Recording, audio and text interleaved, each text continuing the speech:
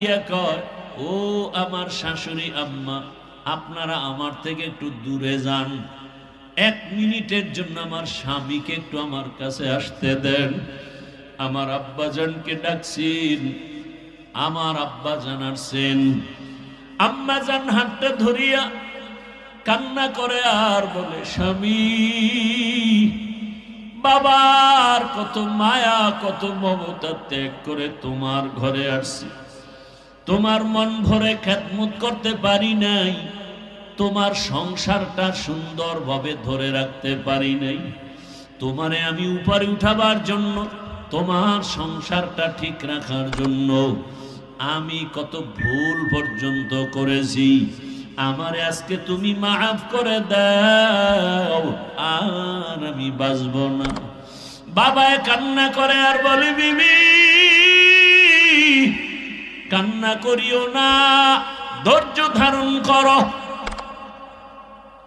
মা কাঁদে আর বলে, স্বামী তুমি বুঝো না, আমার চোখে দেখা অমুক এলাকার অমুক নারী মরে গেছে, বাচ্চা হওয়ার সময় মরে গেছে। আমার মাথায় 7 আসমানের বোঝা, আমি সহ্য করতে পারি না। আমার বারবার কেন যেন মনে হয় আমি মরে যাব। বাবায় কয়, মা তুমি আমারে মাফ করো, ধৈর্য ধারণ করো। দৌড়াইয়া গিয়া ওযু বানাইয়া সেজদায় পড়ে কাঁদে আর বলে, হে মালিক, তুমি আমার স্ত্রীকেও হেফাজত করো। আয় আল্লাহ, প্রসব বেদনা তুমি আসান করে দাও।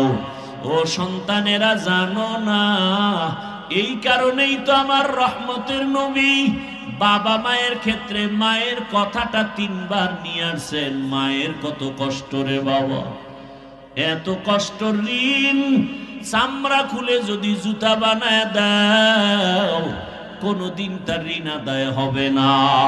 এমন কষ্ট মা করেছেন। ও আল্লাহর বান্দারা,